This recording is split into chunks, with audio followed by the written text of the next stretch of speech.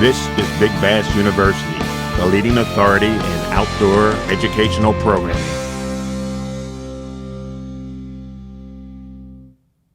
Hi, I'm Steve Horvath, host of Delaware Valley Outdoors. Today we're going to talk about one of my favorite lakes. It's Lake Hopatcong in northern New Jersey. Lake Hopatcong is New Jersey's largest lake. It's over 2,500 acres in size. It's located conveniently right off of Route 80 for people coming from anywhere in Pennsylvania or New Jersey. The easiest exit to access the lake is the Howard Boulevard exit. The lake is in both Morris and Sussex counties. The lake was impounded in 1750. It was originally two small lakes. When a dam was built, it flooded both of them to form the lake that we now know is Lake Hopatcong. There's a small dam on the Musconetcong River. This dam is also the flood control and the water level control for the lake. The lake has a 30-mile-an-hour speed limit, which is very strictly enforced. There are officers out there with radar guns on the weekends. The lake has several arms. The better-known arms of the lake are River Styx, Woodport, Henderson, and Byram. Every year, the water level is drawn down in Lake Hopatcong for actual maintenance of docks. It starts in October and is generally back to full pool sometime around early April. The drawdown can be anywhere from 23 to 30 inches. Every 5 years, the lake is drawn down to a 5-year low, which is as much as 5 feet. Now, when the water is drawn down this far, it can make navigation very dangerous, but if you go out in a smaller boat, you stay in the deeper areas of the lake, you can really find a lot of structures that you would never know even existed.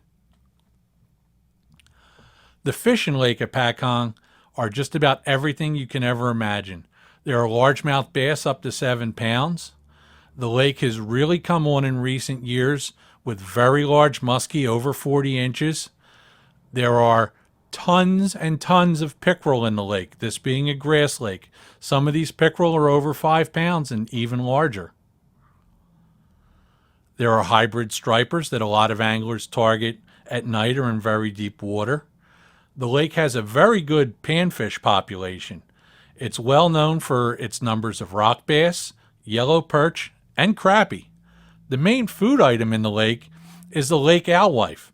There are some people that actually harvest them to sell them for bait in the lake, and they make a fine food fish for all the bigger predators. Now, Lake Hopatcong has got lots of weeds or vegetation. It's got milfoil that grows in the shallows and up to a depth of about 8 or 9 feet. As you'll notice, you can see the sun shining in, and this is also a photo of milfoil. Milfoil tends to stand straight up and grow toward the surface when possible. This slide shows a back shoreline that has been completely inundated in milfoil. The milfoil is great for bass and it's great for fishing, but it's not really good for pleasure boat traffic. The weeds can actually come up and choke out areas of the lake, and for that reason, they actually control the weeds in the lake. Now, there are several ways of controlling weeds. You can poison them with sprays and powders, or you can harvest. On Lake Hopatcong, they use grass harvesters to a large extent. As you can see, this gentleman is running the grass harvester. It's pulling up pads and grass, and it's almost like a lawnmower. It's set to a certain depth. They can go into a cove that can be completely weed choked, and by the time they're done, there are no weeds at all.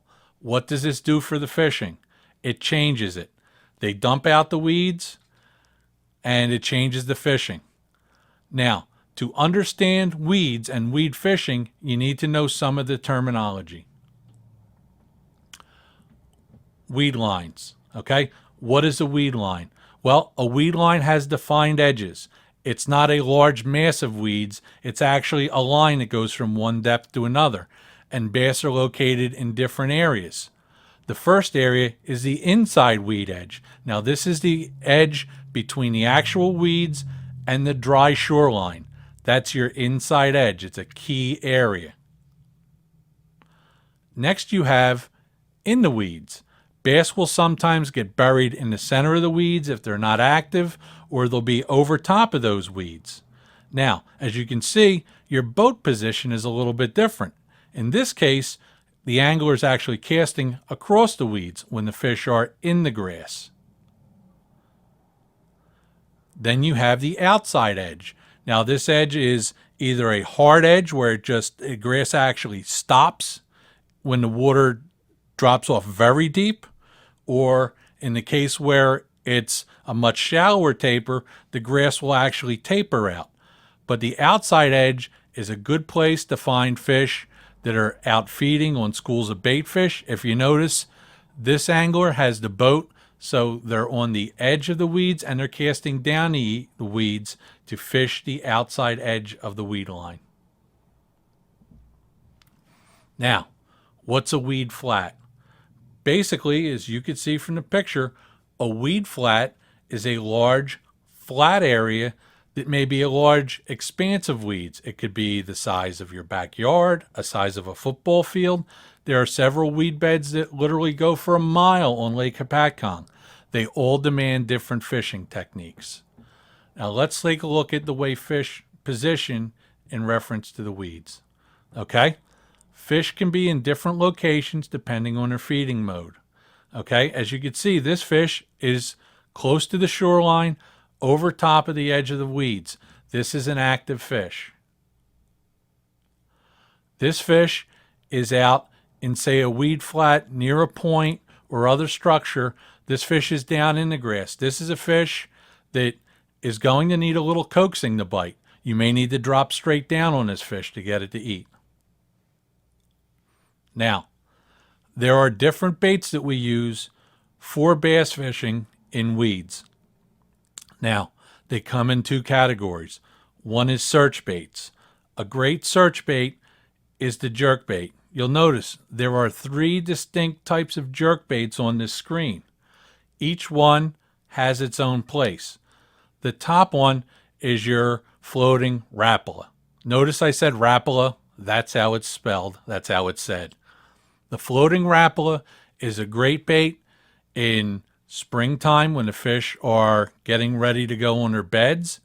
It's a great time after they've done bedding in the summer, and it also runs over top of the weeds. It's fished with a jerk pause motion. The second bait you see there in the center is a Lucky Craft pointer. It's a suspending jerk bait. It's fished in deeper areas, generally in colder weather. Okay? This is jerked down and let to sit to suspend. It will dive 5 to 6 feet deep. The last bait is a soft jerk bait. This jerk bait can be fished in heavy grass. It can be fished over top of grass. It's Texas rigged. The most important thing that we need to know about these jerk baits is jerk baits, as the category of search baits goes, they cover a good amount of water in a short amount of time. They may not be the lure to catch all the fish on for that day, but they're an excellent lure to find fish. Then we go to rattle baits. Okay, what we're looking at is a rattle trap. Rattle trap type baits are great baits for a lot of different times of the year. There are 2 keys to fishing a rattle bait. Number 1, you need the rattle bait to get down to the edge of the grass and actually tick the top of the grass, and you need to pull it out of the grass. You don't want it to bog down with grass. You don't want it to go up to the surface. Okay? That's point number 1. The second key is varying the lure weight and the line size to do that. Your rattle baits will run deeper on smaller diameter, lighter pound test line.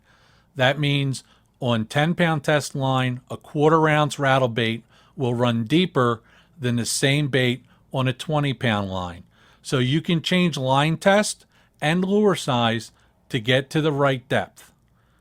And rattle baits are an excellent search bait. Next bait is a spinner bait.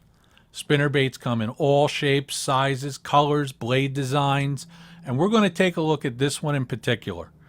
Why? Because as a weedy lake, a willow leaf blade is a very good blade to have on a spinner bait.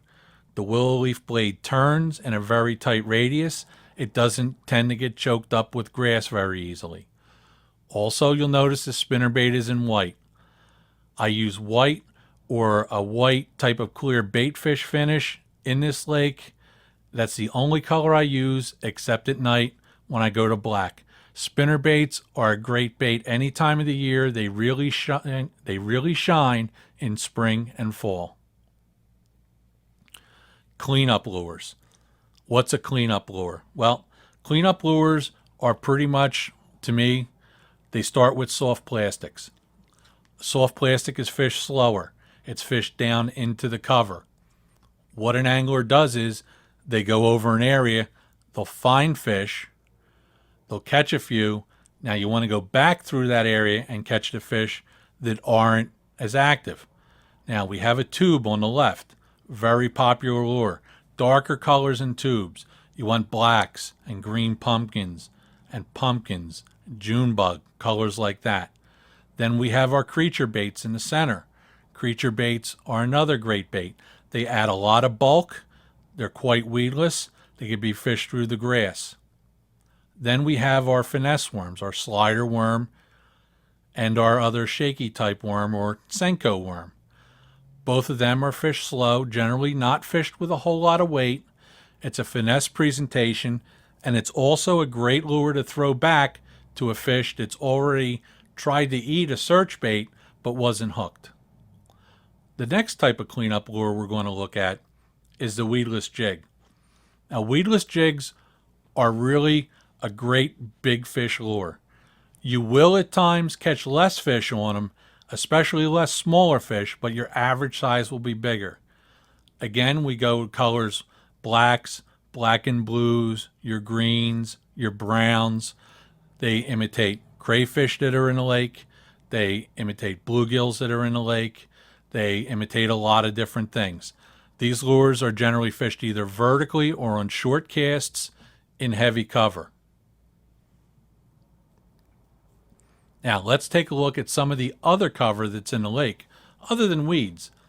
What are they? They're boat docks and boathouses. Lake Hopatcong has got a billion of them, and the most common thing that they provide is shade. They provide shade from the sun, which gives the bass a nice dark spot for ambush. The other thing it does is it gives them overhead cover. Even though bass and other large fish are predators, at one time they were prey. Large birds like ospreys and herons and stuff like that eat them from above, so they feel safe. The other thing is beyond the shade, it gives you vertical cover, which there's not a lot of. The actual pilings and posts provide vertical cover for bass to hang around. Now, boat docks and boathouses do have some fringe benefits. The first one is they grow slime. Now, why am I even concerned with slime? It gets all over my line and my lure and stuff. Well, slime is the basis of the food chain. That keeps the bait fish around the dock and draws the bass. The second thing around the dock is many of them have grass around the docks. But what happens is when there's a boat moored against the dock and the boat is run, it chops up the grass and creates a cave in the grass next to the dock. So that's another fringe benefit. The last thing is to fish up under the docks. Many areas are hard to reach. The more accurate caster can get way up under the dock and catch fish that, well, frankly, most people never even get to. Now, boat docks and boathouses, they have some key locations. The first key location we're going to look at is up close to the bank, up under the dock. It's shady. It offers overhead cover. The second location is going to be anywhere there's a swimming ladder. Generally, the water is deeper, and the ladder has vertical cover for the fish. The next spot, and it's actually two spots, is the outside corners of the dock. As you can see, there are two outside corners, one on the left, one on the right. These are also key locations. A bass will sit up under the dock in the shade looking out into the sun. The last spot is where you have that boat tied to the dock. Remember, there's a grass cave there from the motor going in and out and cutting the grass. Also, between that boat and the dock, there's shade. It's a great spot to cast if you can get a bait up in there. Now, Lake Hopatcong has literally thousands of boat docks and boat houses to fish. A lot of times I ask myself, where do I even start? How do I choose? Well, in this picture, we have two boat houses that on the surface look similar, but have one startling difference. What's the difference? Well, one boathouse has the door open and the other one has the door closed. While you might look at the one with the door open and say, well, anybody can cast in there, actually that'll let you get a lure farther back in there. There are more places you can access. You take a look at the other boathouse. The door's closed. If the door is closed to the point where you can't get a lure up in there, that area of the boat dock is unfishable. But if it's closed to within 6 inches of the water and you can skip your lure back in there, you're basically skipping your lure into a cave of wonders. There's shade, there's cover, there's food, and it's a great place to catch a bass. But we also need to know when fish are in different areas of the lake and how to target them.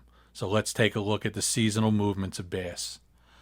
As you can see, we're looking at the river Styx arm of the lake. During ice out, when the period is as the ice melts and it's first off the lake, you're going to find the fish out toward the main lake part of the area. They're going to be out on the main points, the steeper shorelines. There will still be a few fish up in the shallows, but most of the fish are waiting to move up into the actual river Styx arm to spawn. Now, we get into the spring spawning migration. Now, the bass have already started to move up. They're migrating toward the back. You'll see that there's a bridge going over the river Styx. That's an excellent place to start. It gives you overhead cover. There's some grass. There's a transition from the main lake to the back cove. The areas around that bridge and the vertical cover of the bridge are a great, basically a staging area. Let's take a look at what happens next. The fish are going to spawn. Where are they going to spawn? They're going to spawn way up in that cove in the dark blue colored water that you see. And the heavy spawn is going to be up at the ends, the shallowest, the sandiest, most protected areas. The wind doesn't blow hard there. The water doesn't get rough. It's an ideal spawning area. Now, after the bass spawn, you're going to see the complete opposite. The fish are now going to move out to the points that are in the back, and they're going to move toward the bridge, and they're going to move back out toward the main lake. After that, you get into the summertime.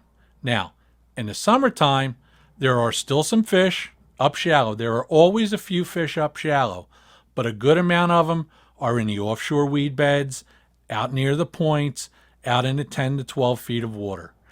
That is the key to summertime fishing. Now, as we move into fall, again, the bass are going to reverse. The shad or alewives or whatever you want to call them go into the shallower areas of the lake to feed on the plankton and stuff like that. The bass follow them. They may not follow them all the way to the very backs of the coves, but they will make a real movement up into the coves. Now, let's take a look at one spot. This is spot 53 out of 56 spots that are on our DVD. Now, as you can see, you have the GPS coordinates here, okay? Spot number 53 is Kings Cove. Now, there's a reason why I picked Kings Cove, okay? Kings Cove has deeper water, and it's an area where bass will spend most of the year, okay? Let's take a look at ice out. As you'll notice, you don't see any weeds in our picture. There aren't a lot of weeds. Most of the weeds are dead. There will, however, be some clumps of dead grass or grass that's just starting to grow after ice out as it warms up. Now, These fish are going to be in the 8 to 9 foot of water area just before they start their spring spawning migration. As the spawning migration begins, you'll see that the grass has now grown up. With the grass grown up, the fish have more cover, they can move shallower, and with the spawn, they will move even closer to the bank. And they'll be in that blue area between the weeds and the bank, along the docks and places like that. In post-spawn, the fish will move back out toward the deeper weeds, and we're going to target them with deeper baits. And what happens now is you concentrate on the deep weeds, the patchy weeds, areas like that. Now, we get into summer. Most of the time in the summer, we're really not going to think a whole lot about those shallower weeds. We're going to stay in those deep weeds, 9 to 10 feet, and these fish are going to spend a lot of their time out there. Lots of times they'll be lethargic. You're going to have to fish a lot of this grass, probably with a search bait, get a bite or two, and then you're going to switch over to your cleanup lures, your worms, your jigs, and that's where you'll catch the actual concentrations of bass in this cove. Now, if we have to go back and recap what we covered, okay, the first thing that you need to know about any fish, whether it's a bass, a bluegill, a perch, a muskie, any of it, they have seasonal movements. They have preferred water temperatures and depths when they move, and they're at certain types of the year. When those fish are there, how those fish are there, what are they feeding on? Okay, the next thing you need to do is you need to be able to understand the cover and how those fish relate to it. Hybrid stripers will not be found thick in the grass. You're not going to bounce a 3/4 ounce jig through a mat of grass fishing for hybrid stripers. You need to know that they suspend out away from the grass edges. They suspend off the humps. They're in open water with bait fish. Just the opposite's true with your bass species. They're closer to cover. They're buried in the cover.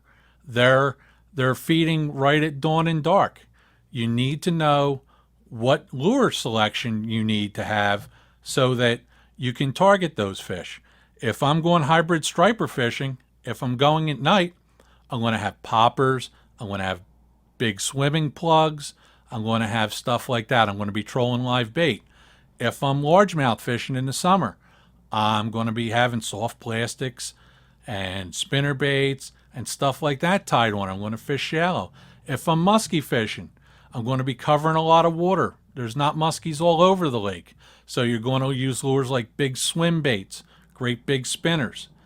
Once you understand those things, you'll catch a lot more fish in Lake Hopatcong. Now, the important thing is that you get this DVD. And why do you want this DVD? We give you 56 hot spots in the lake. These are my own spots that I fish. We give you descriptions of the spots, we recommend tackle, and we give you launch ramp locations so you're not tied down to one launch ramp. Hey, I'm Steve Horvath. I'll see you on the water.